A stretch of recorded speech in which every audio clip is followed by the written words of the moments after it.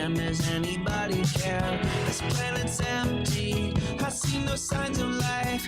Please don't tell me that the human race did not survive. There are no people in the future. There are no people. There are no people in the future. No people at all. There are no people in the future. Where did all my people go? There are no people in the future. Let me try my people call. Where are all my people?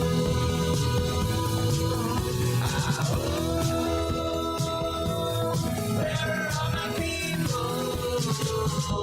I guess I'll fly away now. Hey, everybody, welcome. Yes, it is Monday, May 1st, 2023.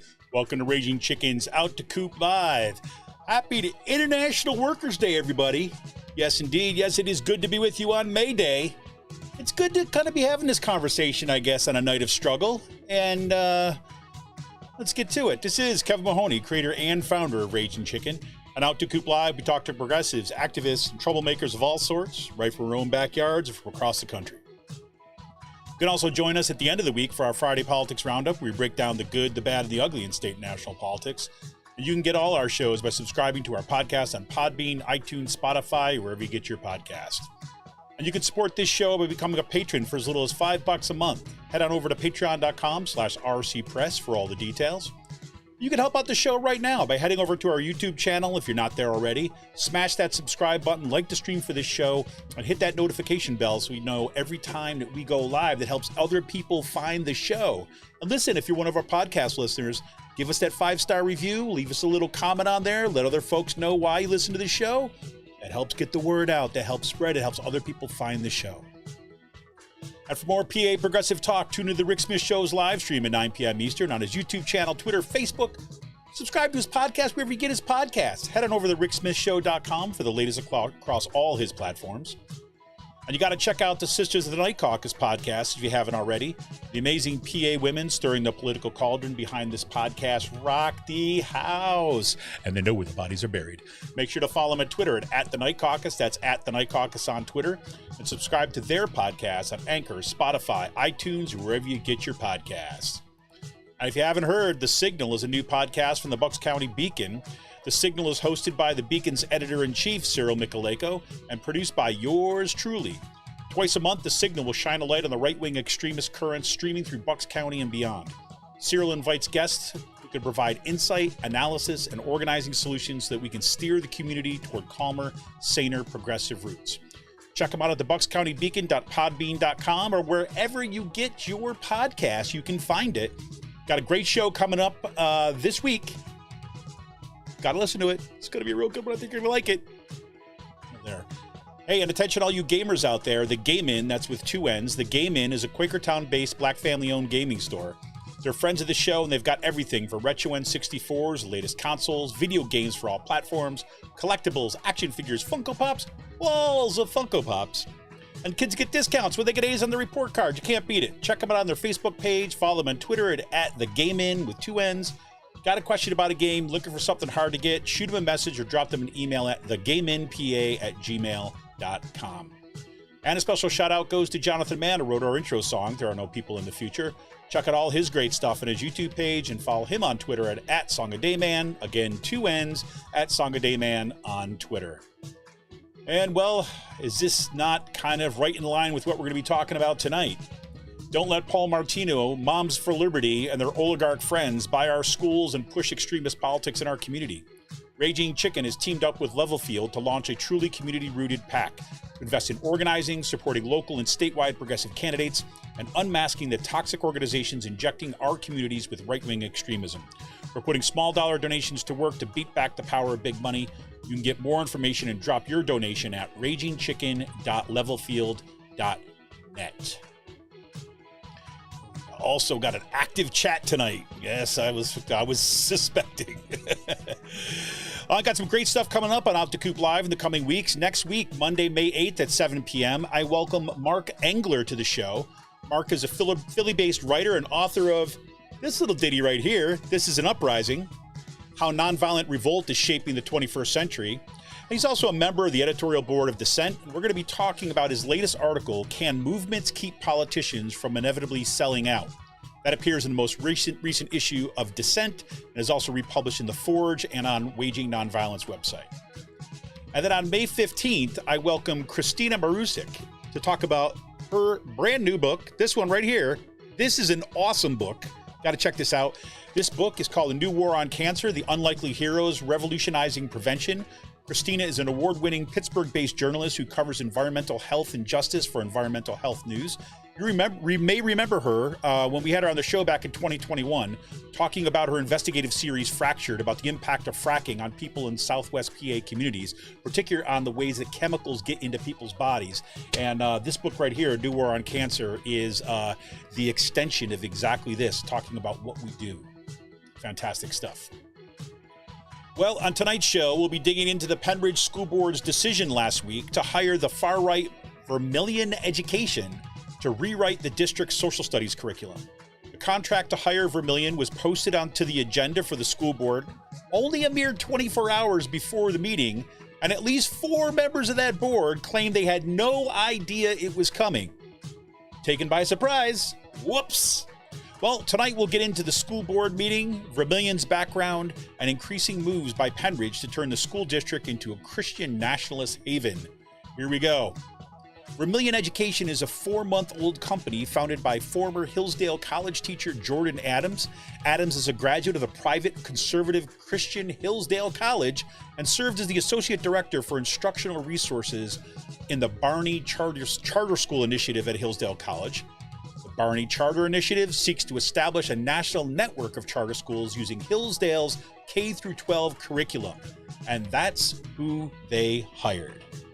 Ooh, boy. Shall we get into it? Shall we get into it? I think we shall. So listen, everybody, I want to go through some of the comments right now. Yes, Darren chimes in. I'm so glad that my tax dollars are going to a $125 an hour grifter consultant conducting, quote, woke audits. I kid you not, that's exactly what Jordan Adams did down in Florida. Matter of fact, we'll talk a little bit about that, but he was hired as part of DeSantis' crew down there to go through and comb through the curriculum looking for, I don't know, waiting for their woke alarms to go off, I guess. That's what he did. Now, Jenny also says, how does a school board in a small town in Percy, PA even find out about a 4-month-old company in Michigan? Exactly, Jenny. How do we even do this, right? And Janet says, meanwhile, Moms for Liberty Bucks chapter is meeting tonight in the Green Parrot. Moms for Liberty national leader out of Florida is implicated in the Vermilion Hillsdale push for school boards. Yes, absolutely. So as you can see, this community is plugged in, folks. Maybe I will start actually where I was going to close tonight, but just to kind of build off that point, just to kind of, oh God, where did I do with that thing?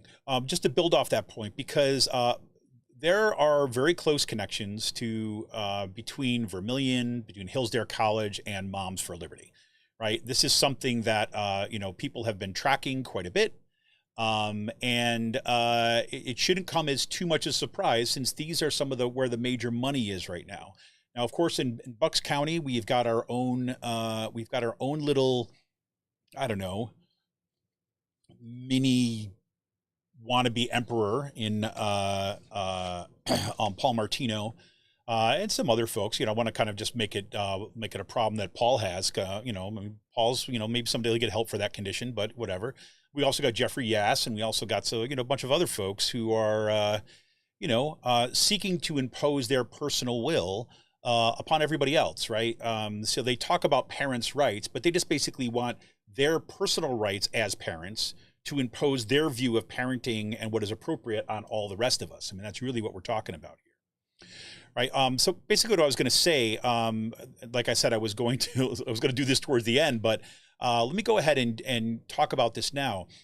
So this is really important because as we know, we have members of the Pennridge School Board that are connected to Moms for Liberty.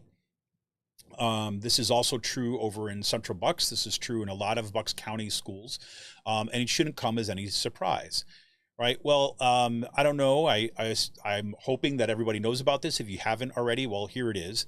This is from the Philadelphia Inquirer, published just a couple days ago. So Moms for Maddie Hanna reporting, Moms for Liberty, the controversial parent group whose members have confronted school boards and spearheaded book challenges and fights against diversity education, has chosen Philadelphia as the host city for its national summit this summer. The summit, planned for June 29th through July 2nd at the Philadelphia Marriott downtown, is the second for the group, which held last year's event in Tampa, Florida. Philadelphia was a, quote, natural choice, co-founder Tina Descovich said in an interview. Its history provides a thematic background for the group's focus on preserving Americans' values. Right? Now, this is the key part. This is why, right? The location also caters to Moms for Liberty's membership, was as a significant local presence. After Florida, where Moms for Liberty was founded in 2021, Descovich said Pennsylvania has the second most members.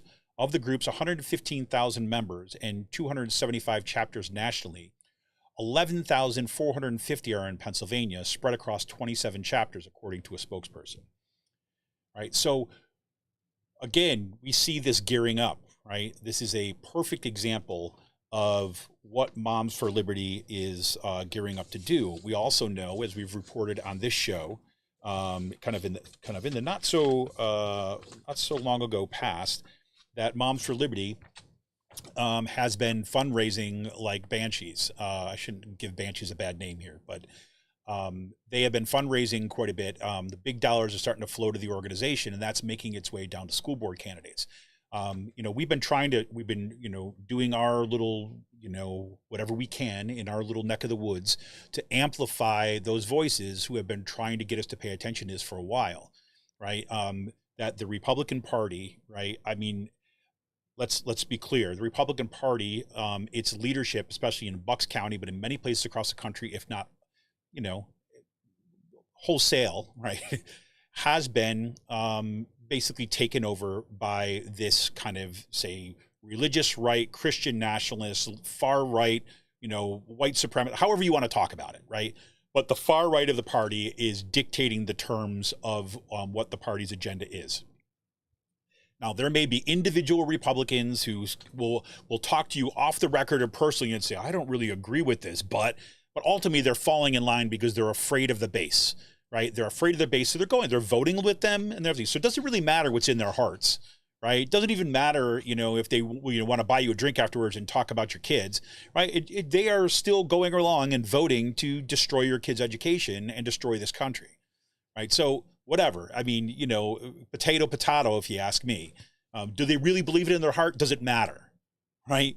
What are they doing, right? That's what matters to us right now.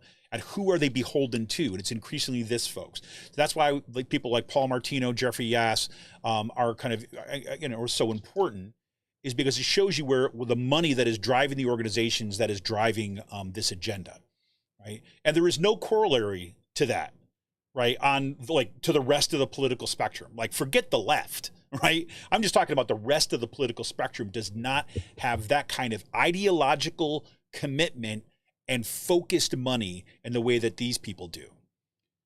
That's the one thing that, what has happened in the Republican Party, what has happened around these issues of schooling and what's happening in schooling for the, in our school boards, what it's done to, what's starting to do our curriculums and everything like this. These people are doing this because they have faith that this is true, right? I mean, this is part of their faith, their pure belief. And when people are kind of cross that border between, believing in something or trying to do the best you can and to work to do the best for our kids, to basically saying, I have an ideological religious commitment to something and I have faith that this is just true and I don't need to listen to you, right? You're not dissuading those people from their agendas, right? And so I just want to give you this one other kind of example. I thought I had it right here. Maybe we will have to do this later because I've got so many pieces of paper around me right now that oh, here we go. So this is in regards to Moms for Liberty, right? They are actively seeking candidates for school board and other offices to get them on the ballot. So there, right here is this little form. It's the Bucks County, PA candidate questionnaire from Moms for Liberty, right? And they're asking people your name as it will appear on the ballot, position you are seeking, they're looking for endorsements, right? And they're asking them these questions: yes or no, please select your option. Do you believe parents have the fundamental right to direct the upbringing, education, and care for their children? Do you believe all reasonable accommodations should be made to include parent participation in school board meetings, including robust public comment section? Let's be clear. These things have already existed, right? Let's be clear. Do you believe that a parent should have the right to determine if they mask their child in school? Now we start to get a little bit thick. We want to make sure, do we want to pit groups against the government, pit groups against public safety? Do we want to basically say that your individual right as a parent, you can put other students and other kids in jeopardy, other people in jeopardy because of your personal preferences? That's where we cross these lines. Do you believe a parent should have the right to okay, I said that one. Do you believe that parents, guardians have the right to submit a written letter to a school district based upon a religious or strong moral, ethical conviction opposing immunizations to be exempted from the vaccine schedule that also includes COVID-19 or any other related mRNA experimental vaccine in the future? Right? So they want to make you're on board. Are you on board with the anti-vaxxers? Do you support a parent's right to opt their child out of sex education? Right? Which, by the way, already exists, right? If you have that thing, but let's just say, do you support a parent's right to homeschool? Now we're starting to get toward the destruction of public education. Do you believe in students should read and study the Declaration of Independence and Constitution before graduating, right? Want to make sure that you get it restricted, because of course, there's a lot of people that would say, oh yeah, they should study that. But what these folks mean by that is a little bit different than what normal people believe. Have you read the Constitution of the United States this past year? Not in your life, but this past year. You got to keep current because that document's constantly changing. Oh, wait. No, it's written in stone, like the tablets, the 10 tablets, right? 10 commandments, right? All right. So have you read sections of your state constitution, county charter, and or local statutes that govern your position? I want to know that. They want two things with that, right? They want to know basically, yes, they're couching this in terms of, right? One, like they're saying qualifications, right? Have you done what you need to do in order to qualify? But they're also testing how well people know how to play the game. All right, this is the kind of thing that Moms for Liberty and a series of other organizations have been doing, is they're training right-wing activists, right, in the nitty-gritties of government, right? And so I don't want to give gritty a bad name now. Nitty-gritty, sorry, that's bad. So they're actually kind of draw their attention there. So they're trying to get people to pay attention to what goes on and answer questions about that. Do you believe that the legitimate role of government is limited and should be confined to what is clearly defined in the Constitution? Here we go. That means, none of this LGBTQ stuff. None of these telephones, right? No more of this like computer stuff. That wasn't in the Constitution, right? Clearly, HBO was not in the Constitution. That should definitely be gotten rid of. Electricity, I don't remember that being in the Constitution. Cars, definitely not in the Constitution. Busing, get rid of that. Got to get rid of buses. There was definitely no buses in the Constitution, right? I'm obviously being absurd here, right? Because that's not what they mean, right? All these things are safety regulations. All these things have some aspect where we've decided to kind of, make sure that these things are safe or they're kind of well managed or it's not ripe with corruption, right? And just because they're not listed specifically in the Constitution doesn't mean they don't exist or that we don't kind of just deal with them now. The interstate highway system, for example, not in the Constitution. Not in the Constitution. Do you support student-led prayer in school? Do you support the recitation of the Pledge of Allegiance each school day? Do you support school choice measures? Do you support the teaching of training of critical race theory? Right, you get the idea. Do you believe public school libraries should be curated to ensure students are not exposed to sexually explicit, age, or inappropriate content? Do you believe parents should have a voice in curating public school libraries? Do you support teaching minors that they can change their gender? Right? It goes on and on and on and on here, right? So have you been endorsed or sought the endorsement of the teachers union? That's an automatic no to their endorsement, right? So they want to cut that strong answer or cut that strong line between the teachers and their union, right? So anyways, that's a little brief. That's why I was going to end tonight, but we started with that in part because we had what's on here. Hot Mess Jess, hey, welcome. Yep, Jenny Stevens said Jordan Adams emailed Bridget Ziegler, out of the blue, but I'm sure it was peddled to her prior to that. Jenny Stevens, of course, was the head of the Sarasota School Board, also kind of one of the key figures in Moms for Liberty, right? So we've got all this kind of stuff going on. But let's go back a little bit now. So that's part of the folks that are behind this. But let's go right to what happened in the Pennridge School Board meeting, right? So the Pennridge School Board, look, Pennridge does not have the same kind of visibility as the Central Bucks School District, right? Like we're literally like 10 miles away from each other, right? But Central Bucks, it's the third largest school district in the Commonwealth of Pennsylvania. Right. It has had it was considered kind of like, man, this is the place I would love to teach. Right. It was recognized as a really good school district, really strong school district. And of course, it's Doylestown, the county seat is around it. Doylestown and the surrounding area, the drawing students for Central Bucks has a long history of kind of like art and kind of ties with New York City and all this other kinds of stuff. Right. And so there's this status thing that goes with Central Bucks. That Pennridge, like here in the Pennridge School District, we don't have, right? But I can tell you this, is that when I moved here in 2008, one of the things you do, right? We were just about to have our first kid, right? We're moving to the area. And of course, you want to have questions about the school district, right? I mean, that's just one of the things that you do. And, everyone told me, I work at Kutztown University, right? Kutztown University trains a lot of the teachers that end up teaching kind of in this region. And so I asked them, what do they think about Pennridge? And one after the other said, oh, that's a really good school. It's a really good school. They got some great programs. They do this really cool stuff. Our students have had great experiences there right down the line. So I'm like, excellent. This is a great place to be. There's a lot of other reasons of being there. We didn't choose here just because of the school district, but that was just kind of one of the conversations you had. And we kept on hearing that from people. Right? So Pennridge doesn't have that same kind of attention. So what we're going through right now, right, this kind of, extremist attacks on our school boards, right? Pennridge gets some reporting, right? But it doesn't get the same kind of in-depth reporting that some like Central Bucks gets. Right. So when you had the school board wars, that 2-part New York Times podcast that was part of their kind of the daily podcast. Right. It's one of the most listened to podcasts in the country, if not the world. So New York Times daily podcast. They did that 2-parter on the school board wars, focusing on Central Bucks. And of course, you had Paul Martino was there, who's also this guy money coming out of his whatever. Who is having a direct influence on that, who is part of that school board, has been on the school board. So it makes a good story for a place like the New York Times and some other folks, right? But Pennridge has had, arguably even a longer history with this kind of conservative extremism on our school board, right? I remember like early on hearing about Joan Cullen, right? Joan Cullen was the former director of the school board.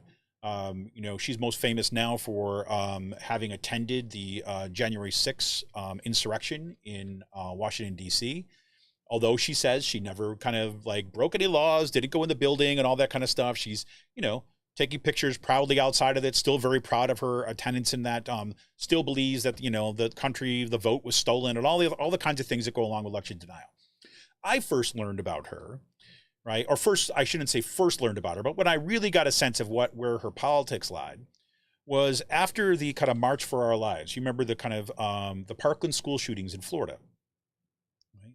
There were students who walked out of the high school, right, calling for, gun reform, basically saying that enough is enough, right? Enough of this, like you people, you adults, right, are clearly like either unwilling or unable or incompetent and able to kind of solving this problem. So we, even though we can't vote as high school students, most of us can't vote, we are going to have to start taking matters in our own hands. So they protested, they walked out of school, they went on strike, they did great stuff on social media. And then there were these kind of corresponding events that were taking place and walkouts that were happening in school districts across the country. And one happened in Pennridge High School, right? I want to say there's 227 kids that walked out. I don't, somebody else probably here knows better than I do, if that's in chat, if that's the right number. But there was quite a few students that walked out of school, right, as part of Pennridge's kind of joining in on that. 225. I was close. Thanks, Kirsten. Long live the Pennridge 225. Yes, the Pennridge 225. And they walked out of school, right? And Joan Cullen went after them on Twitter, right? Basically called them Marxist, called them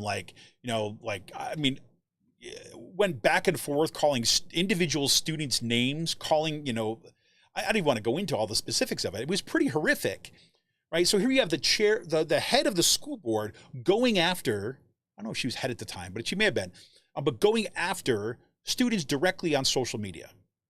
Right? I was like, holy crap. And so I started following her Twitter account, and then you kind of going through there and like, man, everything that was on the far right there, everything that was coming from Newsmax, everything that was coming from, all the kind of extreme right kind of conspiracy theory website, she was just retweeting was I just kind of like, oh yes, I'm going to retweet it all. Right? So that's how I first kind of saw what was going on. And that was, 2011, maybe? No, not 2011. It was later than that. But that was that was a long time ago. That was well before these current school board wars. This is well before the pandemic, right? So anyways, they've been on this mission for quite some time. And I've been of the mind that, you've got Pennridge and Central Bucks are kind of playing off each other in many ways. 2018, thanks you, Kirsten. That's when the walkout was. And Central Bucks and Pennridge have been kind of competing for who's going to be, the craziest when it comes to right-wing extremism. What we saw back in, let's see what it was, back in February, early February, there was a school board meeting that this kind of came out of the blue too as well. I can remember getting messaged by some listeners as this was happening. Because unfortunately, this show often is in conflict with some of the school board meetings. But that's a whole other story, but we'll get into that. And so I was getting messages from, oh my God, you're not going to believe what's up on the screen, right? And what they were proposing, what the school board was putting on the agenda was to adopt Hillsdale College's 1776 curriculum as a quote unquote overlay, like whatever the hell that exactly meant, right? To the existing curriculum, right? Now, there were enough parents and enough community members in that meeting that knew about Hillsdale College that when they saw that 1776 curriculum, it kind of like set the alarm bells off, right?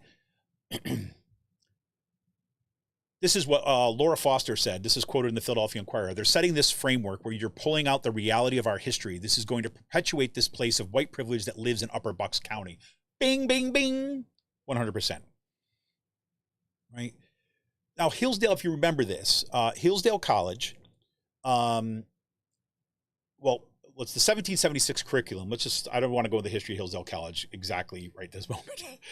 But the former President Trump had a commission, the 1776 Commission, that was launched after the New York Times kind of released its 1619 project, right? So remember, 1619 was kind of this really amazing project supported by the New York Times that came out at the 500th anniversary of the landing of the first slave ship in Jamestown, Virginia, right? And the premise of the 1619 project, of course, was to say, well, wait a minute. We've told this story of America, right, from the signing of the Declaration of Independence, from the signing of the Constitution forward, right, as if that is the key moment of the nation, right? Question was, well, look, the nation wouldn't be the nation, right, without extensive use of slave labor. Right? In a sense, the economic backbone of good chunks of what was coming out of this country came from slave labor. So what if we started the story from the landing of that first slave ship and kind of read the historical trajectory of American history from that perspective, right? And I don't know about any of you, but I read that. And I waited with bated breath until the expanded book came out to read more, right? And I learned I'm embarrassed to say I'm a college professor, and I'm embarrassed to say that I learned more than I thought I could learn from that book, and even from the New York Times thing, right? Which showed me the gaps in my own education, which showed me the kind of the effect of that project, right? To open up history, right? To ask us to reconsider history and consider it in this kind of really much more complex thing, not just the heroic, everything kind of bends towards progress. Everything goes in a positive direction. There's always progress. Everything gets better automatically. It's a much more complex history than that. Yes, Joanna, I agree. 1619 Project is podcast. is excellent too as well. 100%. That's fantastic. Kirsten also says totally worth watching the 1619 Project show. It's a 6 1-hour episodes on Hulu, by the way. Absolutely. So what Trump did after the 1619 Project was launched, basically started this 1776 commission, right? Basically to try to kind of like re-cement like the foundational stake at July 4th, 1776, right? That no, we're going to go and we're going to reinforce this. We're going to put girders on it. We're going to put flying buttresses on this thing to make sure that we cement and make immovable July 4th, 1776 is the origin story of the United States of America, right? And that was what they did. And so, matter of fact, in the links in tonight's show notes, you're going to find, if I can find it now, I'll put it in the show notes. There is just go to the links in tonight's show notes. There is a link in tonight's show notes that is basically let me find it. It is, now this is the White House Conference on American History. It was led by Hillsdale College President Dr. Larry Arnn. And Jordan Adams, who's the one who was just hired by Pennridge. Jordan Adams is the final speaker in there. So I wanted to kind of like find out as much as I could about this guy, right? So that's something that aired on C-SPAN that was kind of sponsored by the White House, right, to come on and talk about this history. So that panel, right, all white guys except for one woman who's a student, I believe, right, telling us what we should know about history and how history should be told, right?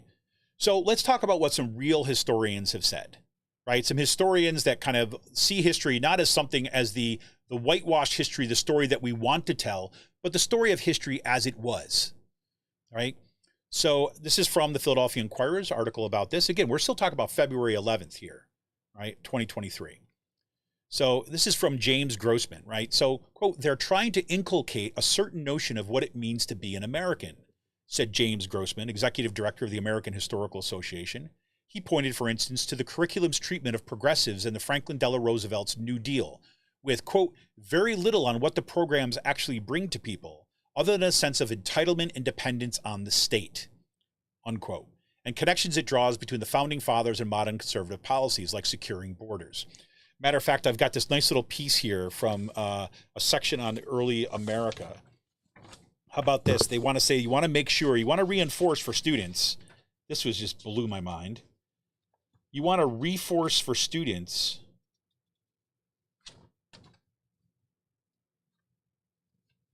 Let me find this one part. I love this part. That's the part on here. Christianity. Not only did they do that. Free British. Oh, it's probably in this other part. Anyways, it's a part that says, I'll come back and I'll read you the thing when I just want to keep you waiting here. But that says, make sure you emphasize how almost everyone had a gun. Can you believe this? Everybody had a gun. Right? That's got to be in the curriculum. That's the curriculum they want. Right? It's probably in this one. It's going to kill me if I don't find this right away. I'll get to it. Anyways. So here it is. Quote, it's a tell in terms of what they're trying to do, unquote, Grossman said in an interview, calling the curriculum, quote, a bunch of nonsense. Right? This is the executive director of the American Historical Association. Right? Not just some kind of rando picked off the street, not some kind of like, whatever, dyed-in-the-wool kind of Soviet communist. No, it's a freaking head of the American Historical Association. Now, Sean Willents, a history professor at Princeton University, who also has criticized the 1619 Project, was blunt in his criticism of the Hillsdale curriculum. Quote, "The Hillsdale 1776 curriculum fundamentally distorts modern American history into a crusade of righteous conservative patriots against heretical big government liberals," unquote, said Willents. Quote, "It has no place in any school system that values education over indoctrination." There you go. Right? So that was back then, right? That was back in February kind of 11th, right? And there had been discussion about this.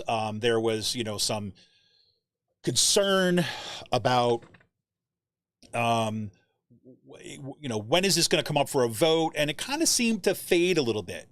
And then all of a sudden, this past week, the school board decided, right, out of the blue, that it was going to be hiring a consultant from this place called Vermillion Education, right, to come and help them, to advise them and to review and to revise the social studies curriculum, right?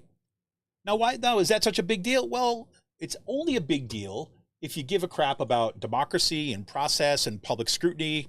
Why? Well, because it was put on at the last minute. See, in order to get an item on the agenda, right, the bylaws said it has to be on there at least 24 hours ahead of time, right?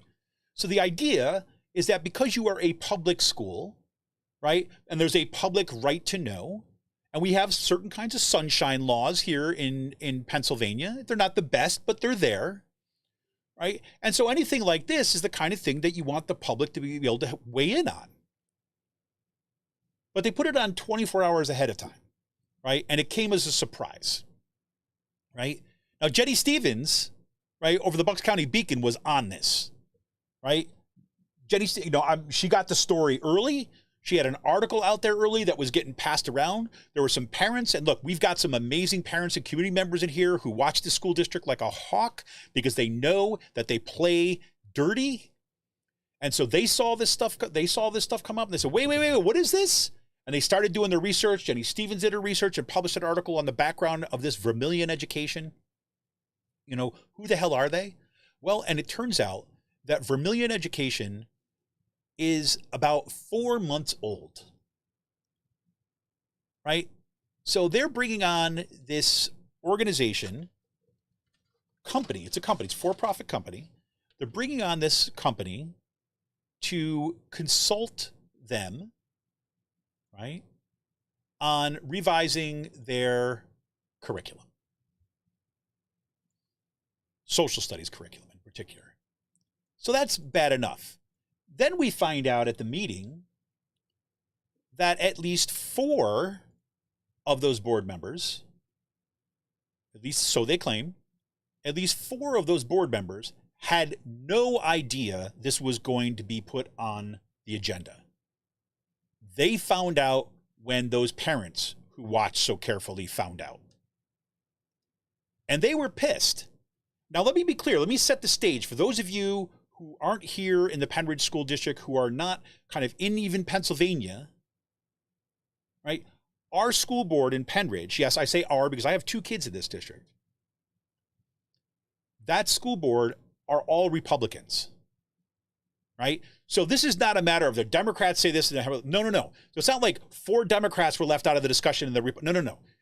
There were the extremists and the not so extremists, right? The irony here, right, is that what the disagreement was over, right, was not so much the content of this right-wing curriculum.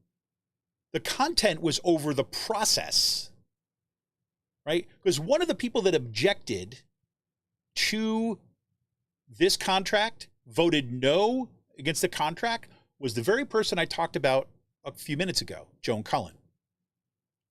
Joan Cullen, the former chair of the Pennridge School Board, was pissed. She was not one of the people that was included, at least as she says. But she was careful to let everybody know she doesn't object to the 1776 curriculum. As a matter of fact, she reminded everybody at that school board meeting that she is the one that first introduced the possibility of bringing in the 1776 curriculum as an overlay. Okay? But Joan Cullen is smart enough to know a couple things. One is that there is definitely going to be blowback to this when you violate transparency laws or transparency policies and potentially some laws here. Why?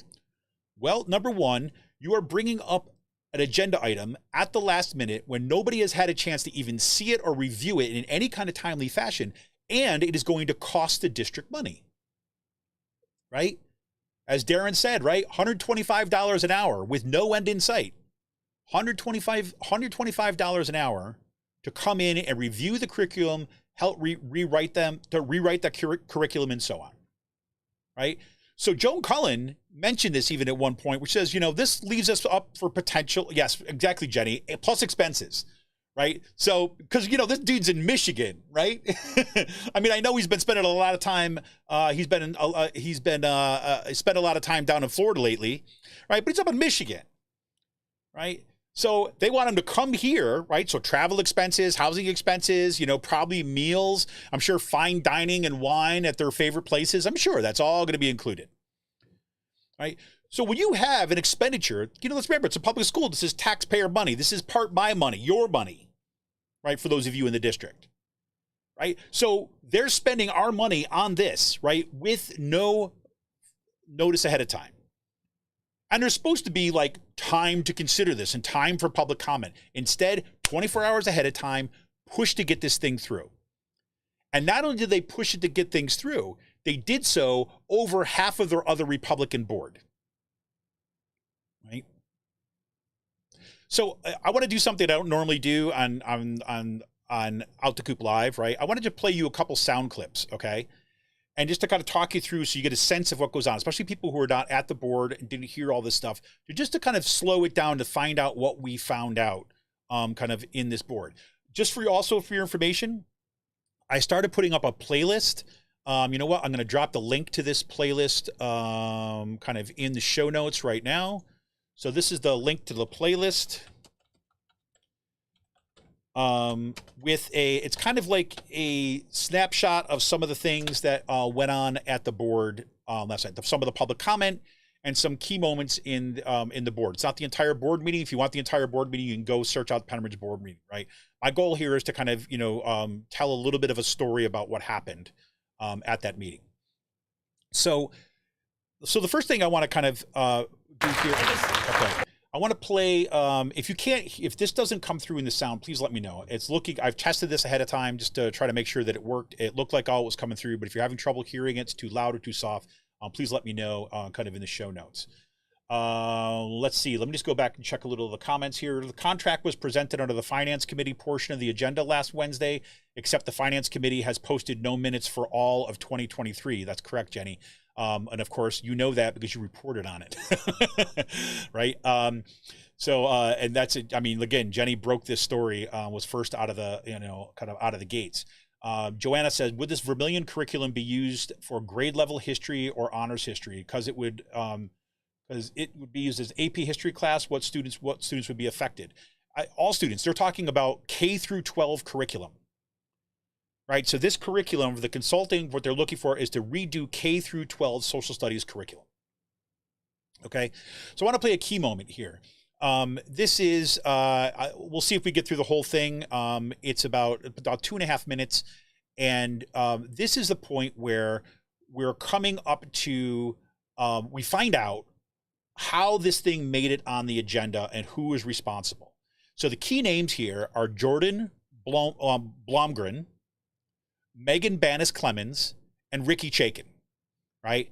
They're the three who are clearly the ones who shepherd this. As a matter of fact, you're going to hear Jordan Blomgren's voice come in, and she's going to be one that is essentially going to give up the ghost here, right? She's going to let everybody know, right? Now, if this was Joan Cullen never would have said this out loud, right? But these are these are the kind of QAnon kind of like adjacent crew on the school board.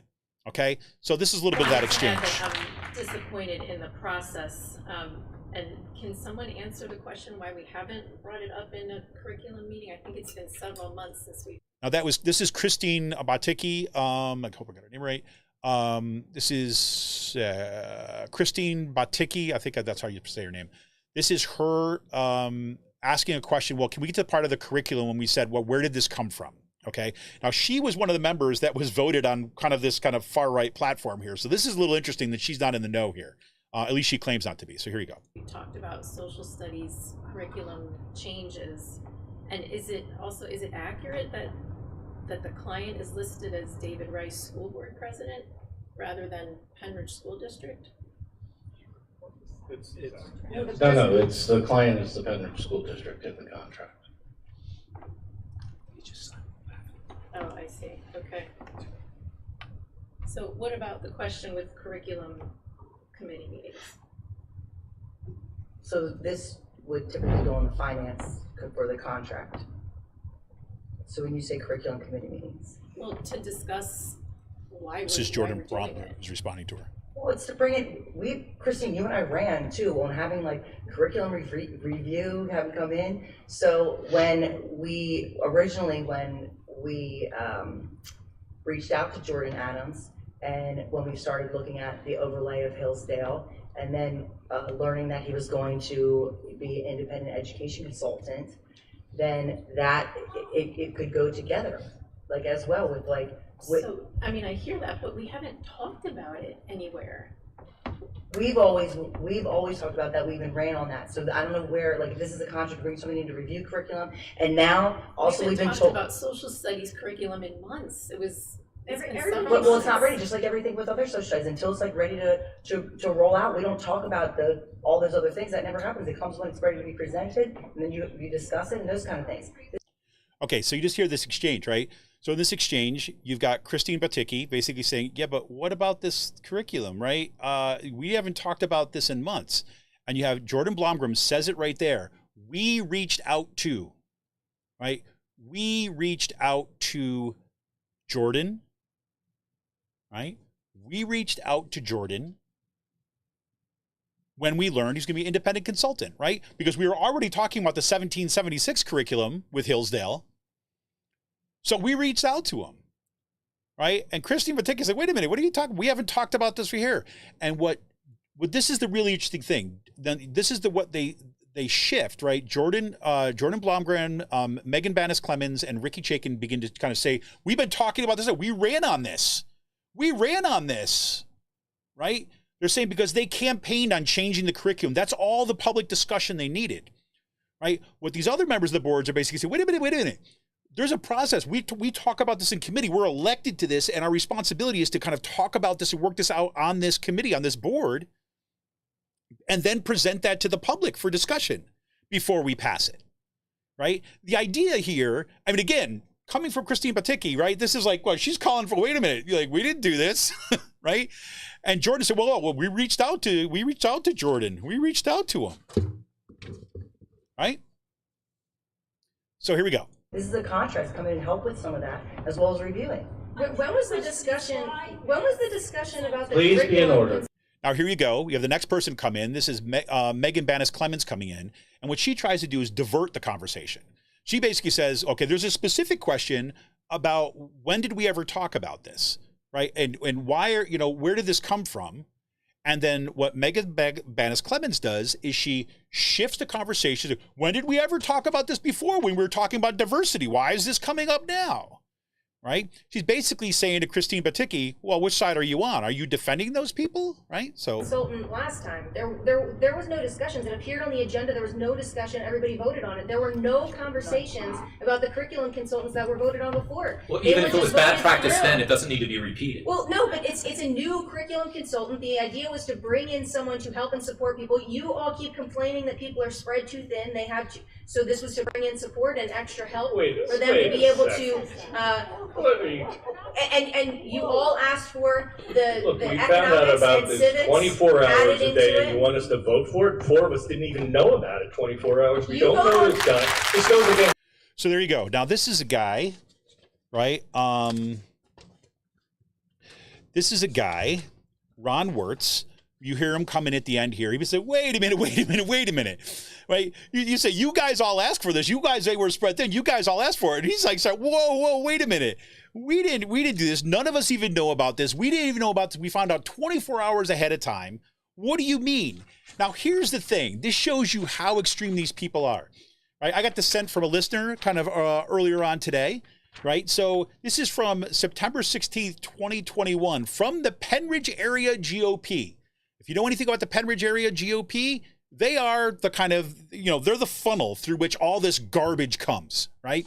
But this is what they said back in 2021. Congratulations, Ron Wirtz, on your endorsement for the special school board election. Ron Wirtz was appointed to the school board after Dr. Sherry Thompson resigned due to a move out of the district. Mr. Wirtz has been a wonderful asset to the team, and now it's time to make it official. Vote Ron Wirtz for Pennridge School Board Director on November 2nd. Yay!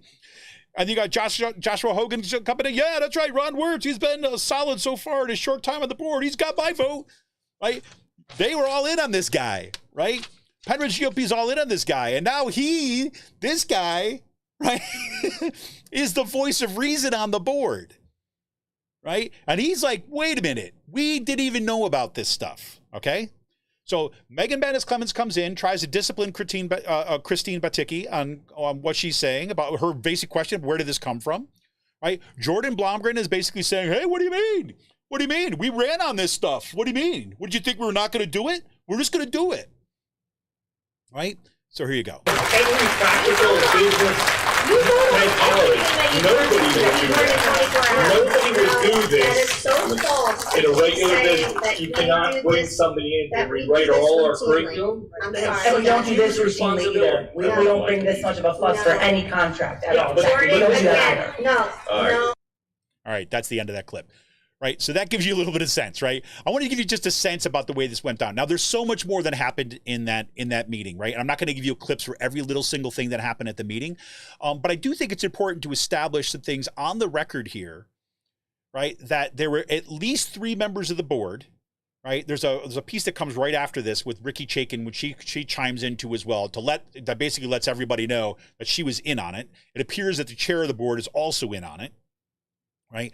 So what you essentially have here is a disagreement that who was left on the inside and outside and over how they proceeded on it. But, Joan Cullen, right, comes in there and I believe, and again, part of me has trouble keeping these words down, but it is true that she was right about several things. She was right about this as a violation of process. This goes, especially since there's a financial consideration that opens up the district to lawsuits, that it's not filing Pennsylvania law. Right. And I believe there will be some as soon as this kind of, as soon as any kind of money is dispersed, I think this is going to happen, if not before. Or there might be a hold that's put on it. We shall see. Right. But this is a big deal.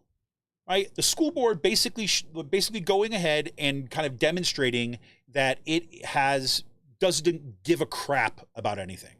Right. As a matter of fact, a little bit later on, there's a comment. I don't want to, again, I could play clips all night, really, because there were some just amazing clips from some of the community comment, right, from the public comment section here. But I will play you at least a couple of them. But one guy comes forward, right, and basically says, "Look, we know that you're not going to listen to us anyways. That most of you are up there on your phones looking down, not even paying attention. You're just waiting for this public commenter to get over so you can do whatever the heck you're going to do." All right, this guy is Tom Murtha was saying this. Right. And he's like, we know what you're going to do, but, it's kind of like on the record. Come on, we deserve, but this is insulting to everybody. It's insulting, and he says, too, I have no direct stake in this anymore. My daughter graduated, thank God, is what he says. Right. But he's there in part because he recognizes that there's all these people in the audience and all those people in the community. Right. All these people, which he has relationships with, have kids in these schools that are directly impacted by this. Right. So I'm going to play you one more clip here because I'm realizing that I can just go on way too long. One more clip here. I want to play you this clip is from a teacher, right? She's in the social studies, she's a social studies teacher, and she talks about what this impact has been directly upon that school. Now, remember, back in December, I believe, the school board, the first move, right, toward this trajectory of erasing history was to cut the number of social studies classes that were required for graduation, right? And there's all this mishmash back and forth about why they did it. They couldn't really answer that question, right? They said, here's the joke, right? The joke, and one of the parents said this at the meeting, right? So I think it was Megan Bannis Clemens, basically she was making the case that, well, this opens up more time for students who are over at the technical school, right? So they can take the classes in the technical school because we want to make sure they can take classes in the technical school. Of course, she is one of the people that's on the board of the technical school, right? Now, let me be clear. Pennridge has an awesome technical school, right? I mean, it's part of a Quakertown, Pennridge, and Palisades, right? It's a fantastic program, right? I love the fact that they do this, right?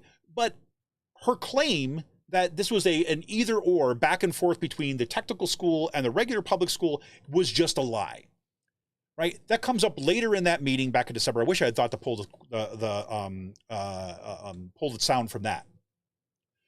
Because what turns out is that it comes out that most of the seniors have so much free time in their last year that they're taking early leave, or like they don't go, they go work, or they don't show up, right? They talk about this, and in fact, that's why I said, wait, this can't be, right? So I started asking, oh yeah, it's true. It's like most seniors, they're in school. Luckily, if they're in school half day, and if they're in school half day, probably most of those times is study halls anyways. I'm like, you gotta be kidding me. So it's just a lie, right? It's just a lie. Unless they want those students to get out of there, they want to get out early, right? Give them a 3-year graduation rate, which is ironically what our chancellor of our higher education system wants to do. But here you go. So you've got all this stuff going on, right? You've got all this stuff that's happening kind of in the background. They're cutting social studies curriculum and so on. And this, we could hear Schottl, I think is her last name. She's a teacher here at Pennridge in the high school. And this is what she had to say in response to hearing they hired Vermillion. And then after this, we'll kind of wind this part about what actually happened at the meeting and talk a little bit about who Vermillion is, right, and what their agenda seems to be, and hopefully some things that we can begin kind of thinking to do about that. Okay, here we go. My name is Angela Schottl, and I'm a social studies teacher here at Pennridge High School. I am here tonight to express the views and concerns of myself and many of my colleagues in the social studies department regarding the proposed consulting firm being brought in to review the K-12 social studies curriculum. Throughout the school year, we have fought to preserve the social studies department from this board's decision to reduce social studies credit requirements. We spoke many times about the consequences of such a decision. The current school board assured us that there would be no significant changes to the current curriculum and that it would not cost the district any additional money. That's a lie. Okay, this is a really important point, right? Because guess what? The history teacher is referring to history, right?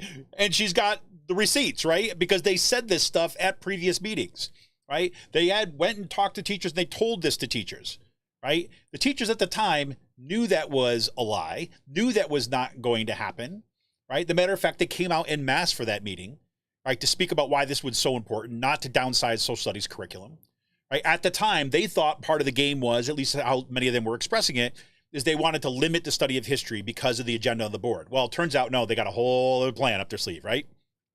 Because that's when we see the next month, the beginning of next month, we start hearing about the 1776 curriculum coming in, right? That in February it shows up at the board, right? All this kind of stuff, right? But what she says is really important. This is why we need more teachers like her to come out and speak out about this, because she says it's a lie. And she's speaking from her experience. And one of the things that look, this is like so critically important. Yes, it is important for parents to show up, for community members to show up and speak out against what the board is doing, right? But it is absolutely essential that teachers come forward and speak and students come forward and speak. Now, one of the things I want to apologize to, I got a couple notes about this in here. Robin Reed is this amazing Pennridge student who's been really active. She's incredibly well-spoken. I had a video of her public comment section, but the one that I put up was the basically a corrupted file. I started recording it, wasn't recording right, so I re-recorded and I accidentally uploaded the wrong one. So I will reload that soon, because what she says is important. But as we see in kind of the school board battles, right, as we saw in the movements against banning books, right, we saw, you know, the famous story out in York, right, where kind of York students rose up kind of against the banning of books, and they won. They made, you know, national headlines and stuff like this. It's when students organize and when the teachers organize, right, the work and those who study it, right, teachers and students, is always the recipe. When students and teachers join together to speak out, right, and organize, we win, right? If we let fear rule the day, we lose, right? And I know that there are teachers that are afraid of losing their job. Like, we deal with this when the first strike that we ever went on out at Kutztown as part of the state system of higher education. We dealt with that fear. We worked extensively this. We went through trainings. We kind of talked through the fears. We talked about what that meant. We educated our members. We talked about what strikes look like. We talked about what the real consequences could be, like forthrightly, and kind of like, you know, so everybody knew what was happening. And this is my strong encouragement to the folks who work in the area from PSEA, the teachers union. The teachers union needs to get on board here, right? Publicly, right? Needs to help train teachers how to fight back. Needs to help push this agenda, because your teachers are taking it. Their jobs are being eroded. And you know who's paying the price? Your teachers, your members, and my kids, the kids in this district. The whole purpose of a teachers union, like my dad, look, I mean, I go way back to this. My dad, my mom and my dad, and my stepfather and my stepmom, right? They're all teachers in the Utica School District, right? When my dad and my mom first moved to Utica, New York, right? Those teachers didn't have a union, and they were part of a union organizing drive. They won. They won their union, and it made a substantial difference in their lives and the lives of their fellow teachers and the lives of the kids at those schools, right? And the lives of the kids of the parents, right? That is so absolutely important to do. And look, my message is for teachers. Like, I understand pushing back against your own union is tough. I mean, I've done it in ours with other like-minded teachers. And I'll tell you, if you're interested in kind of who to get connected up about how to start in caucuses in your union, right, where you get to organize together about having to assert collective power inside your union to make it more democratic and responsive to what the teachers need, you let me know. Oh, Joanna, get out of here. Your father-in-law's from Utica. Oh, God. Well, I don't know if he's been up there lately, but holy moly, it's become Trump town up there, let me tell you. But it's pretty remarkable. Yeah, I was just up there not too long ago. My folks are still up there. But great. So, okay, so that's the first part. So she calls him out. And this is so important to say, that from the mouth of the teacher, not talking about what teachers think, but the teachers themselves saying, you lied to us. Right? Plain language, right? So maybe you misunderstood. No, that was a lie. Okay, so here she goes. First, they demanded to change our 9th grade curriculum, which at least 8 current teachers have been spending hours upon hours rewriting to try and meet the board's impractical expectations. Additionally, our elementary school social studies teachers have been working tirelessly, and again, for many, many hours to craft an appropriate and rich curriculum for our youngest students. All of these efforts could possibly be for nothing. With the approval of this contract to bring in the Vermilion Education Group, this board is completely going against everything they said in our previous meetings. They said it wouldn't cost anything to rewrite the curriculum. Well, the posted contract up for approval indicates that this consultant would cost the district, as stated many times, $125 an hour plus travel expenses and stipends. That's a little more than no cost to the district. I'll say. To the community members and taxpayers, and I know you do, I hope you hear this, especially with the number of hours that this task is going to take to review K-12 curriculum. This board said that the new policy wouldn't make any significant changes to the curriculum. Well, this consultant is reviewing the entire K-12 curriculum, not just a few courses at the high school. Why would the board spend this much money to bring in a consultant to review without the intent to revise? Clearly, this school board has absolutely no trust and respect for us as professionals. This is obvious in their decision to bring in a company who's only been around for a few months instead of valuing the experience and professionalism of our staff. As a department, we feel that this proposal is yet another rushed decision that did not include all stakeholders. When making specific content-based curriculum decisions, it is only appropriate to include the people who will be teaching it. Thank you.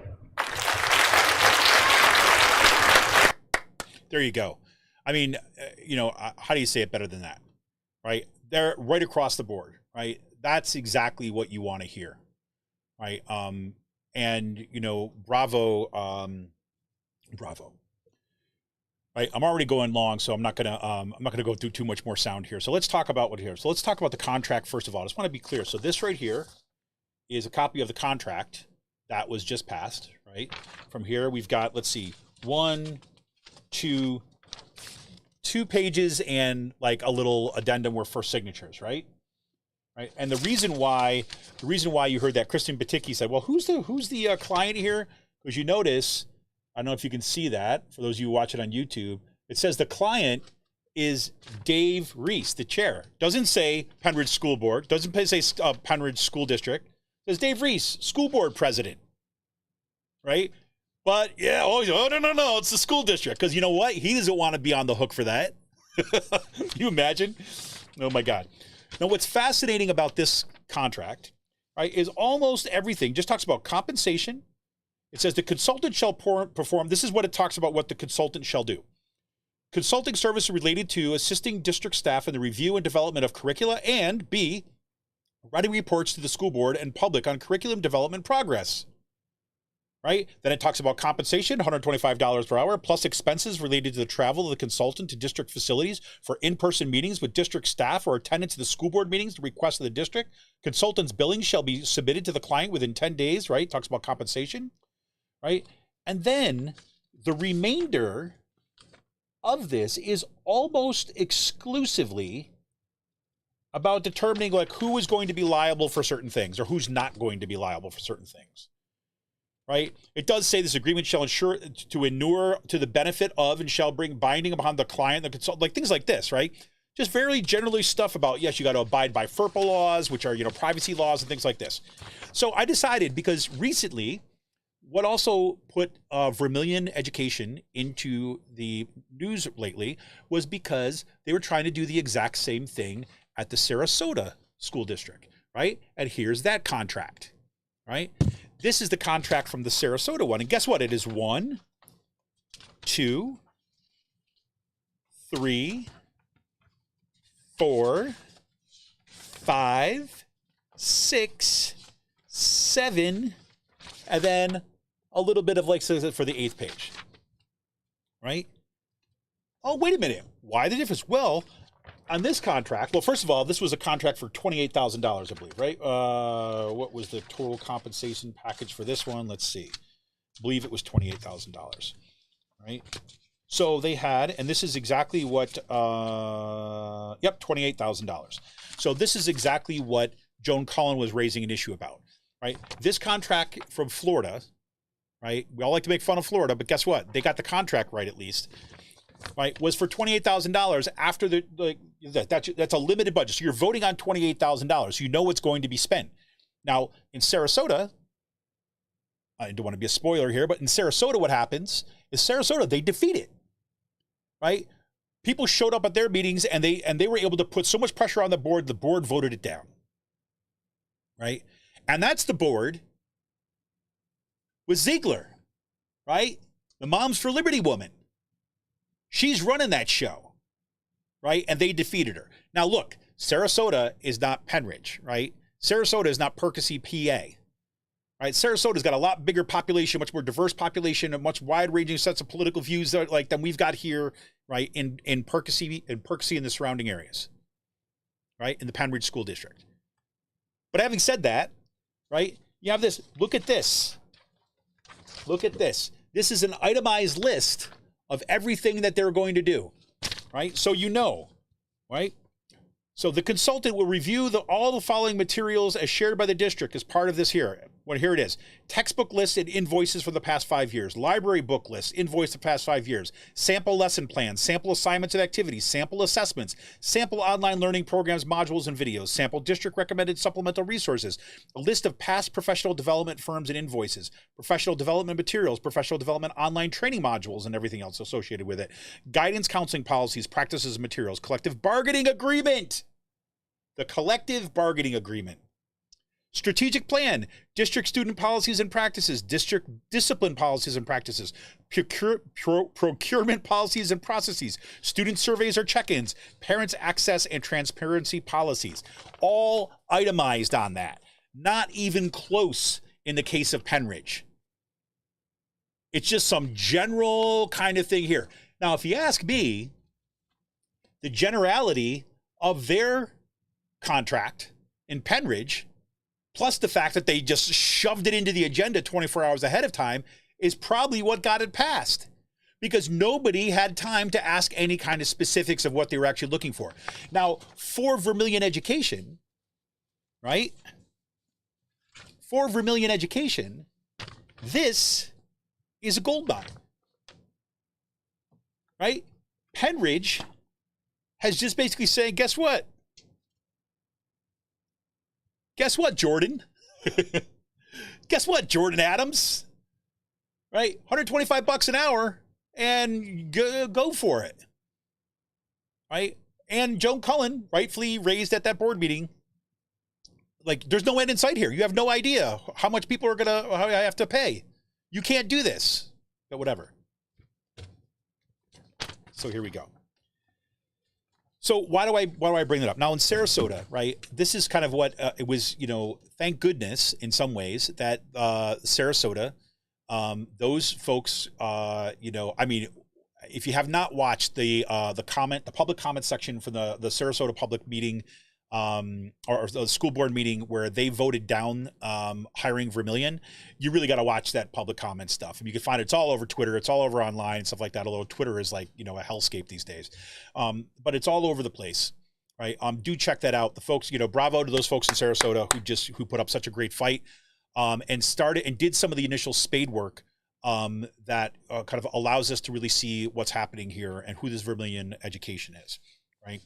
So a little bit about Jordan Adams before we kind of just take a look at Vermilion. Now, Jordan Adams, right, this is the kind of the key part of this. Jordan Adams, as I read in the intro today, right, he was a student at Hillsdale College, right? He worked at Hillsdale College as a curriculum specialist, right, as kind of a consultant there, right? It's kind of like his in-house training, right? And then he basically was contracted to work for the state of Florida, right, as somebody who was doing exactly the kind of thing that Sarasota was trying to get him to review, basically to comb through their curriculum looking for wokeness, right? So what was he called? He was also, and this is I want to talk about this for a second, the associate director for instructional resources, the Barney Charter School Initiative at Hillsdale College, right? Now the Barney Charter Initiative seeks to establish a national network of charter schools using Hillsdale's K-12 curriculum, right?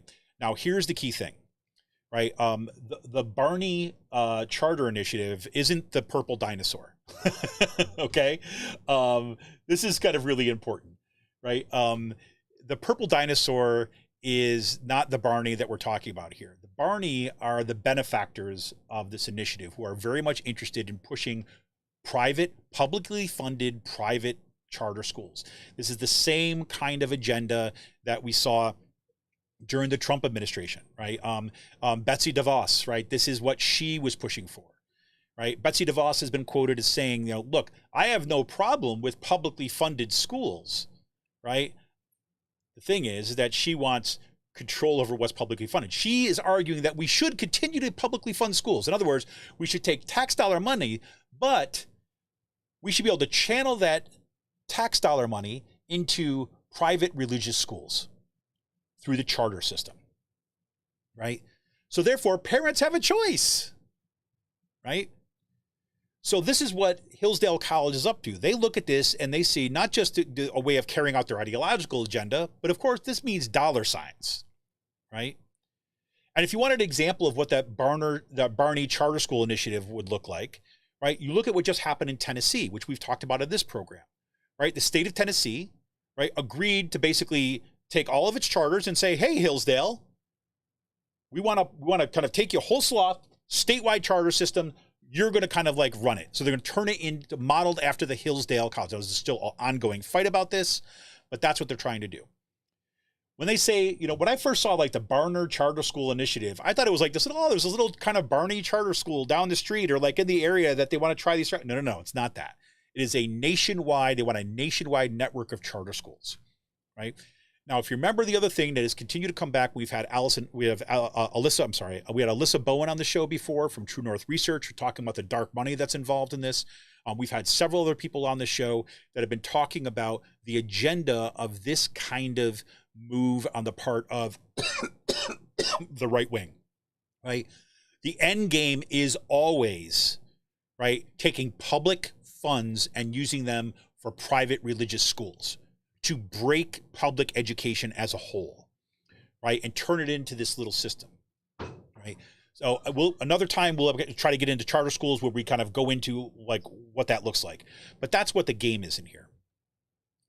So anyways, you have Jordan Adams comes out of Hillsdale, becomes their kind of curriculum specialist, goes on to kind of run this charter school initiative, consults with Florida, right, and try to kind of like strip out the wokeness out of the curriculum, right, and was going to be the consultant, was going to be hired by the Sarasota School District, right, to do essentially what Pennridge just hired him to do. Okay, and it's interesting. I just for a little bit of fun here. I was like, Vermilion, why the heck is he kind of talking about Vermilion, right? So I just wanted to see, like, the history of Vermilion. I mean, Vermilion's like that, I had this loose association. Vermilion's like the color, right? This red thing, right? So I said, well, why choose the name Vermilion, right? It's very interesting to me, right? So I looked it up, right? So what's some of the symbolic history of this kind of term? So, well, it looks like in antiquity, the first documented use of vermilion pigment was ground with cinnabar, dates to 8,000 to 7,000 BC, and was found at the Neolithic village of Catalonyuk, I can't pronounce it, which is modern-day Turkey. So I said, oh, good, like, he wants a history, right? So love history, go back to its Turkish roots, right? Is that what he wants? Or maybe its cinnabar was mined in Spain beginning in 5,300 BC. Oh, good, another historical reference. In China, the first documented use of cinnabar as a pigment was by the Yangshao culture in 5,000 to 4,000 BC, where it was used to paint ceramics to cover walls and floors of rooms. I said, oh, maybe that's where they got vermilion from. All right, man, that's a good idea, historically grounded in kind of multicultural, diverse, non-Western traditions. All right, cool. Or maybe that's it. Well, maybe he's got something closer to the Americas in mind. So with the vermilions, oh, no.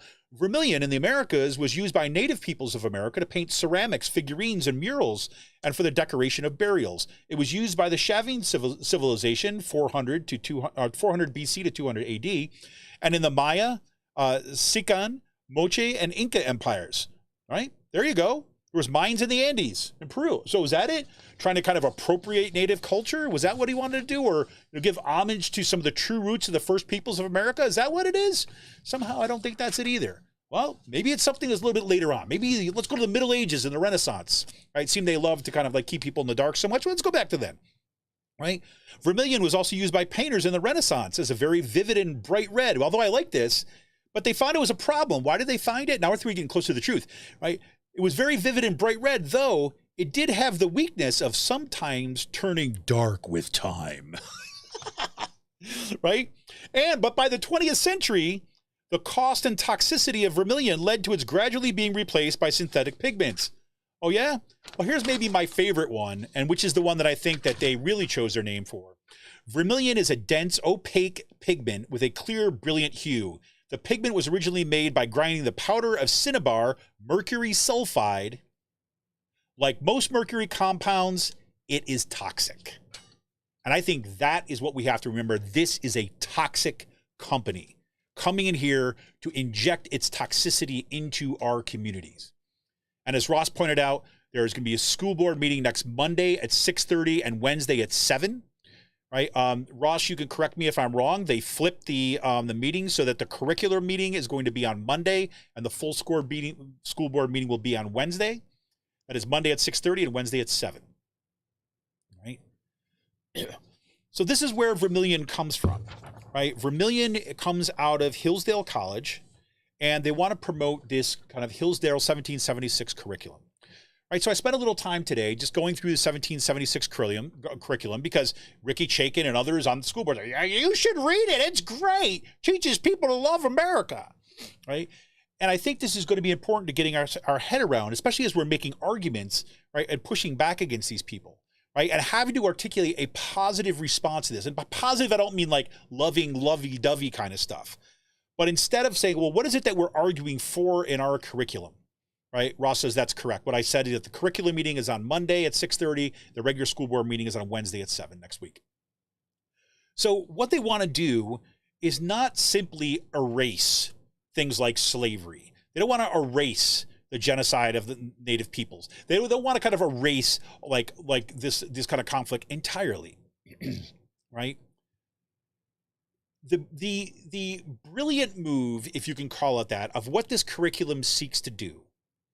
It seeks to, again, that image that I started with where Trump basically puts the stake in and then you want to buttress the starting point for American history, right? So not only does it say the proper place to start the story, the national story of America is with the signing of the Declaration of Independence in 1776 on July 4th, going forward, by those founders, right? And their aspirations as written down from their perspective, but they want this curriculum to encourage students to see through the eyes only of the European settlers and a particular version of those European settlers too, right? This is the key move of this curriculum, what Pennridge is now arguing for do. What they do not want is they do not want the perspectives from other groups of people. For example, slaves. For example, indigenous peoples. For example, fill in the blank. Anyone who is a non-white European, at that time, male, right? And the perspective of their stories, right? It's almost like a history through biography of these people as they self-represent themselves in history. That's what we're being asked to do. So let me just give you an example. So I try to pick out two examples of here from the 1776 curriculum to give you a sense of what's going on here. But it is available for free. I can send you the link if you want. It's available for free on the Hillsdale's website. There's a bunch of other places you can get it. I'd be happy to kind of share that link. I might even be able to grab it before the end of it and put it in chat. I'll certainly put it in the show notes afterwards. So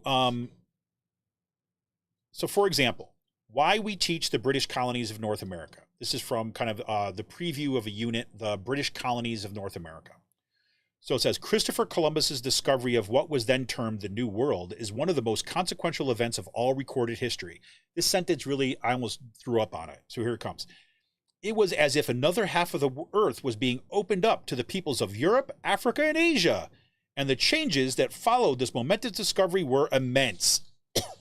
Right? As if, right, Europeans, like Asians and Africans all at once were like, oh, look, there's this great new place we could go to. No recognition of what the hell that meant. Right? As Africa, like, they were just kind of like, oh, they were like colonists too. And they were freaking slaves, chattel slaves. We're talking about the long history of the abuse of Asian Americans, right? The expropriation of their labor, the putting them in internment camps. There is no railroad in this country without Chinese immigrants. And then the Chinese Exclusion Act to prevent them to kind of access to anything that's even close to approaching citizenship or an equal life. The ghettoization of Asian Americans in the Pacific Northwest and beyond. So you're telling me that if we told the stories through the lens of the Chinese immigrants who came here to work to build the railroads and stuff, they would say, oh my God, it was like the whole half of the world opened up before our eyes. It was incredible. That's how they start this unit, right? This is what the language was that we saw, kind of what I talked about earlier, about what are the agendas of what Hillsdale wants to do and what Vermilion Education is trying to promote is this idea of a particular right embedding the language of the right-wing, say, Christian nationalists into logic. So here it is. Men and women pursuing economic independence or religious freedom, leaving behind their familiar lives to seek liberty and opportunity at what to them was the edge of the world. With the promise of freedom that these far reaches also came with untold hardships and daily dangers, the American story begins with those few who brave the risk for the freedom to pursue what all human beings desire, happiness. Right? They're telling us what happiness is through the eyes of these people. Right? And they're giving us a kind of a contemporary discourse, a contemporary set of terminology to help understand what the motivations were of those European immigrants. Right? What teachers should consider for this lesson. This is how they want you to imagine. Like, this is what I mean when you start saying they want to put students starting from kindergarten to only see history through white European lens and through specific white Europeans, particularly the order of the white European man. Okay? Here we go. What teachers should consider. This is the first paragraph under this, after this lesson. Imagine two more continents, an eighth and a ninth, with different terrain, untouched resources, seemingly limitless lands, and complete openness to any sort of political regime. This is the vision teachers might consider adopting in preparing students to learn American history. In other words, one can adopt an outlook similar to that of the people who began the first chapter in the story of America. Such an outlook will help students see the origins of America as something that was fluid and not at all inevitable. They encourage to start with geography. And then maybe once you kind of talk about the amazing geography, you can begin kind of populating it with, oh yeah, this is where these native tribes were. This is where these native tribes are. But first, you have to imagine the limitless landscape, right? There were no kind of organizational principles that were here. There was no governance structure here before. There were just a bunch of savages, right? That's what they want you to believe. They want you to contain engaging stories of intrepid discoverers and the conditions that they found and helped shape. Again, always from that perspective. It's pretty amazing. It's pretty amazing. What did I do with that other one? In the second part of the Hillsdale the one right here, we get to even see this even further. So check out this language, right? This is, again, are the British colonies in North America. Most of the original colonies were established as private property ventures, often sanctioned by the crown, but in reality, the possession of private individuals through joint stock companies. These were then populated not with government officials and hired agents, but with men of all ranks who are also seeking their own opportunity, freedom, and plot of land. Not only did the English approach colonization trend towards greater independence from the monarchy, it also attracted and encouraged individuals and families who were independent-minded and determined. They were the rugged individualism, practice of personal independence, work ethic, and ingenuity to succeed would become well known. The type of self-reliance necessary for such lives and the ways in which Christian religious beliefs contributed to how communities function. Consider how strongly matters of faith define colonial culture, largely because so many came to America to escape religious persecution or limitations of the old world. It talks about how religion helps set up governance and everything like this. Establishing Christian nationalist foundations for understanding how we read American history. They want to emphasize to students the degree of self-governance that the colonists exercised, not any central government. You want to, here it is, outline for students the near universal ownership of firearms among the colonists for self-defense, for hiding, and when necessary for common defense, right? They're setting up, placing in Second Amendment righteousness within this text, right? That does not mean that there were not firearms, how people had firearms. But that's not why it's here. That's not why they're asking you to emphasize that. Right? It was also true that there was almost a universal ownership of iron kettles. Right? People cooked over. right? There was also universal ownership of chickens, right? There was also universal ownership of burlap clothing, right? Do we really need to go on? The emphasis there, they're choosing to emphasize this because they are trying to reinforce this Second Amendment kind of ideology, religious cult like worship that is killing the very students that they're going to be instructing.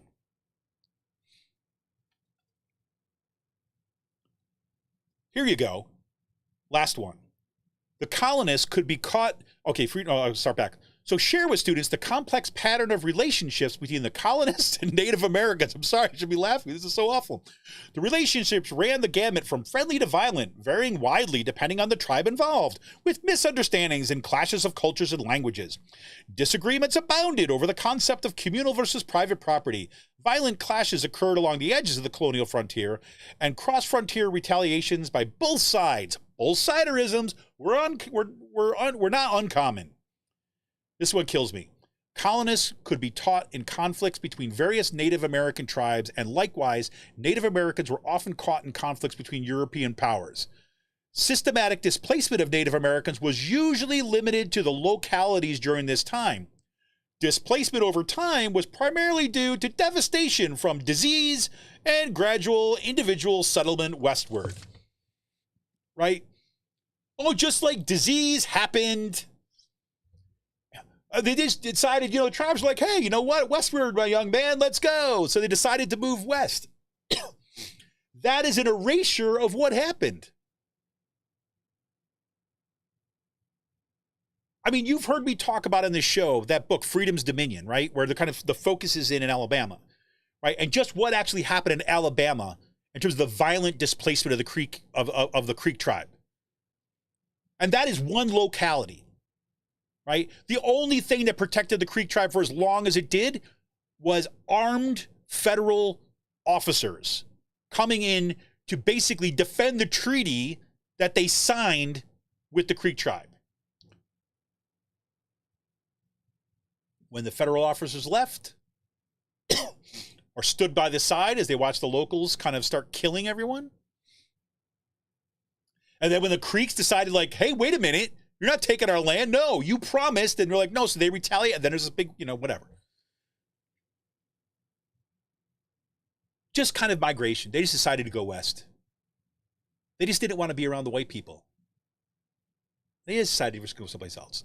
They're going to go see their friends on the West Coast. It's ridiculous. And disease, as if just disease. Oh, it was just like COVID. No.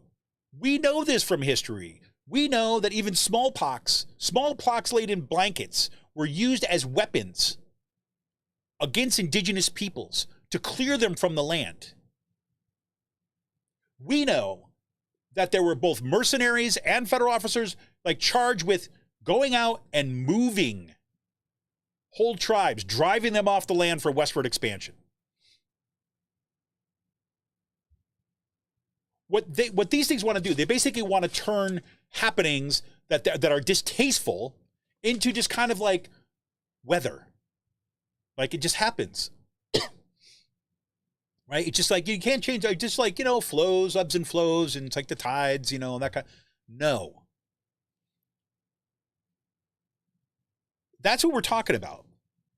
We're talking about the wholesale reinstating of like a pre-1950s curriculum, pre-1900s curriculum. This is a way, as somebody who studies this stuff, as somebody who kind of follows these things very closely, saying this is precisely the way you start transforming an entire society and encouraging it to tread the road of fascism. This is how you embed white supremacy into a curriculum in such it becomes natural for kids to adopt this because that's what they're taught.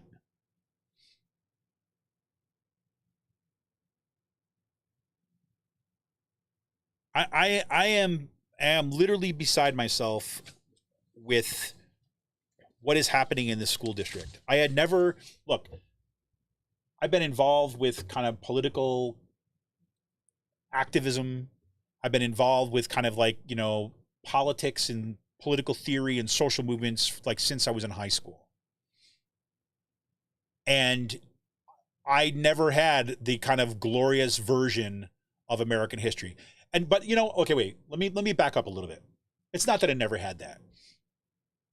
I started learning and noticing contradictions in the stories that I was being told. Right? And unlike what we're seeing in kind of like the curriculum that has been gradually changing over the years, there's a couple instances in which I had teachers that helped me discover a more complex readings of teachers. I can remember them right now. Mr. Costadero, Mr. Lee.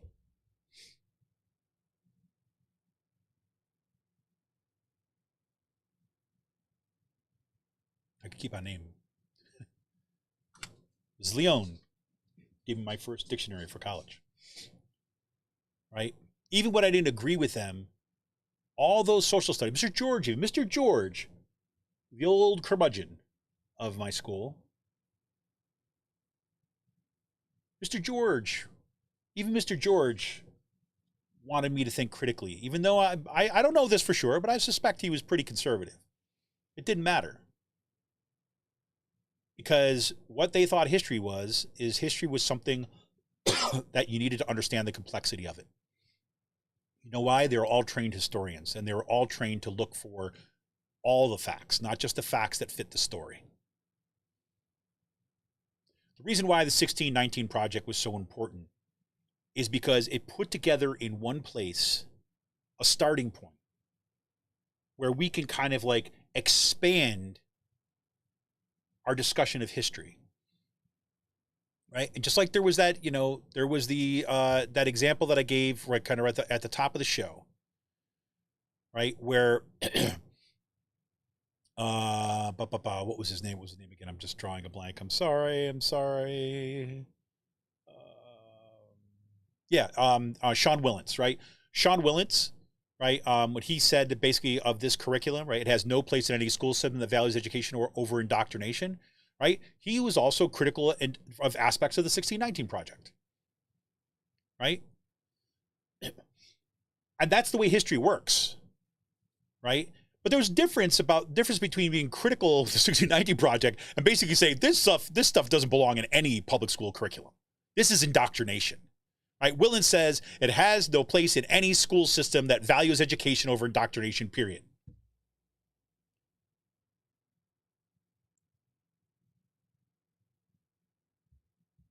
So look, nobody says it's like the 1619 Project is like the only other story that shall be told now. No, the whole point is to expand the ways that we see history. These people, they love to go after anybody who's telling another story. They want to go after like, for example, these people go after, we used to tell the version of history from working people, right? About the fact that like this country has the most violent labor history in all of kind of like the Western tradition. That you had hired guards, the Pinkertons, you had federal forces that literally attacked, shot, killed, bombed workers who wanted a say in their conditions of employment. And when people started telling their stories and said, maybe we should listen to them too, guess what? These people, because these people are always here. These people said, no, we don't want to hear the voice of workers. We only want to hear the voices of the capitalists. We want to provide excuses for the rich people, right? And basically ignore the workers, right? Or through the lens that we see here, we only want to view workers through the eyes of the capitalists. Just like they only want to view slaves through the eyes of the European colonists who own the slaves. It's not that they want to erase workers. It's just they only want you to see them from the perspective of the capitalist. Not they want to erase the slaves, but they only wanted you to see them from the perspective of the slave-owning colonists. It's not they want to erase the history of women and the struggle that they fought, but they want to see it only through the lens of American men, of immigrant colonial men.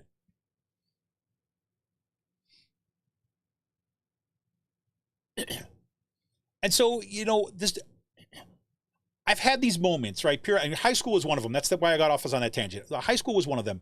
When I started seeing this alternative history and stuff like this, and because look, I bought in, right? I mean, I was like, yes, like America. I mean, I'm not like America we see today, but I was like, yes, I bought that story that we can, but I bought it from the lens of like looking through the civil rights movement, looking through the women's rights movement, that look, people can organize to change things for the better. That's like the heart of democracy, right? That when something's wrong, we could organize together to change it for the better. We could solve problems together. We didn't need a king. We didn't need a president. We do it together through the force of social movements of democracy. That's what I saw as the engine of history. I don't even know if my social studies teachers wanted me to see it that way, but that's what I'm learning and I'm reading about this stuff. That's what I saw.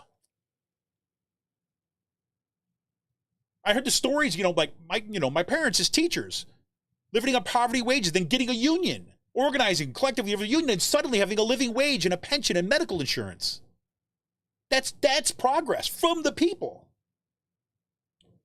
The school district didn't want them to have that, no, but they thought they deserved it, so they organized and they changed it. That's what I saw. And you know, it's almost like every several years, right?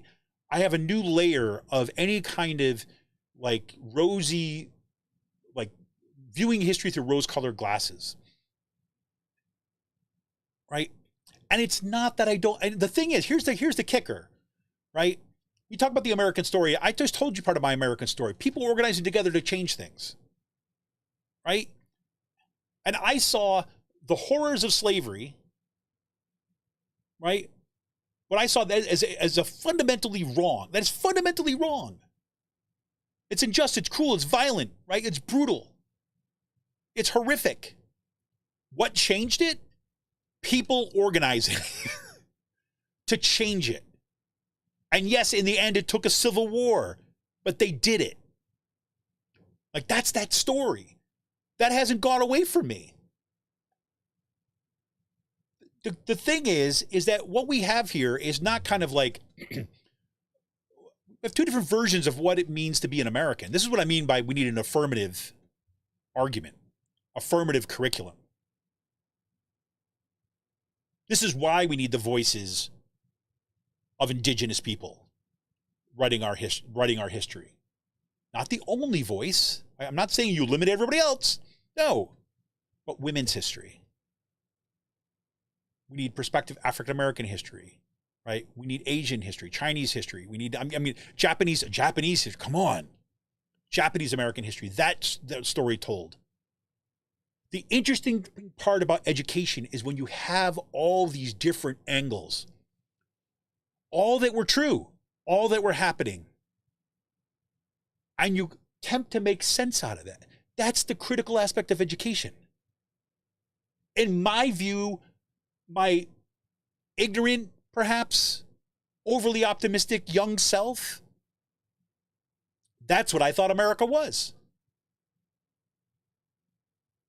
And what these people are trying to do is to erase, this is why it's true, they're trying to erase everybody.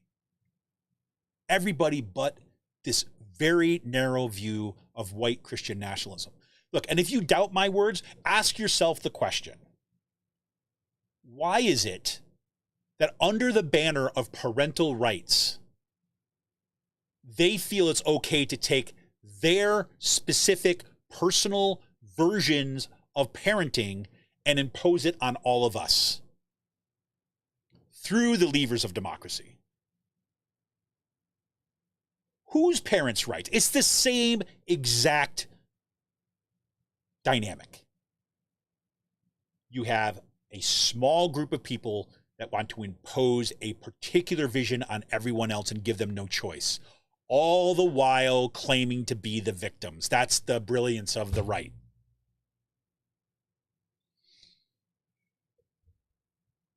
Anyways, I've gone way, way too long tonight, everybody. And, you know, I appreciate so many sticking with us tonight. And I really want to hear so much more from what's going on out there. I'm very, very happy that my semester is over in a couple of weeks because I just, like I've always said, I wish I could do this full time. Not just this, but also be working here. So, I feel like it's, you know, how many times we had to say all hands on deck, but here we go. But I look forward to joining those folks who have been kind of like, you know, on the front lines all the way, at all these board meetings, at these, you know, pushing for what's right, standing up for the kind of the you know,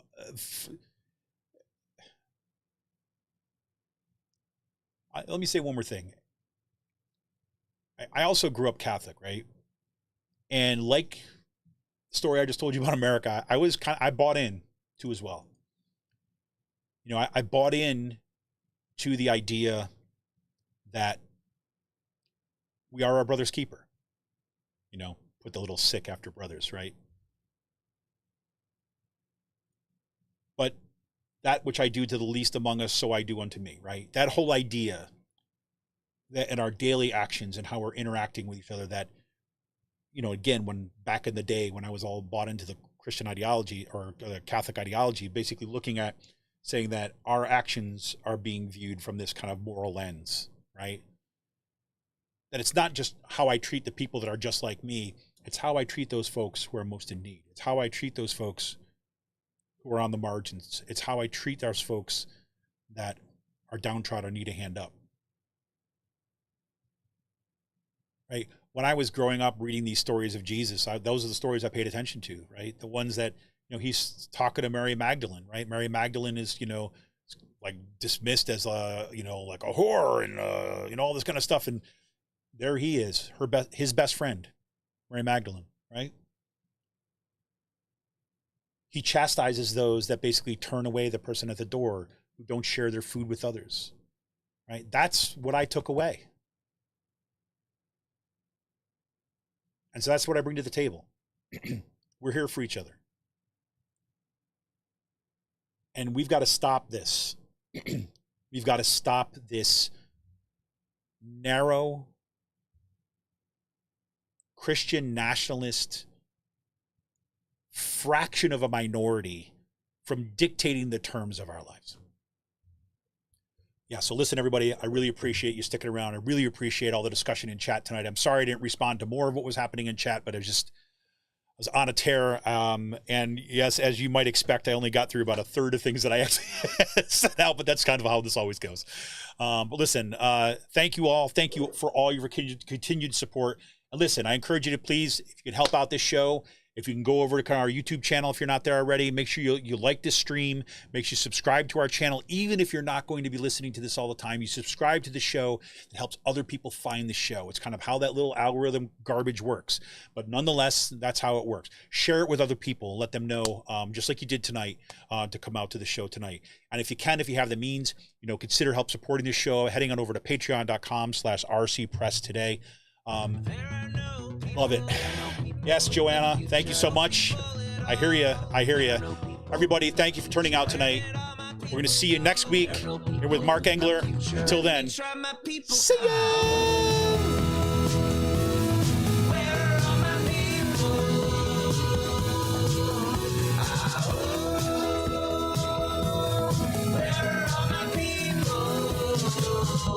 I guess I'll fly away now.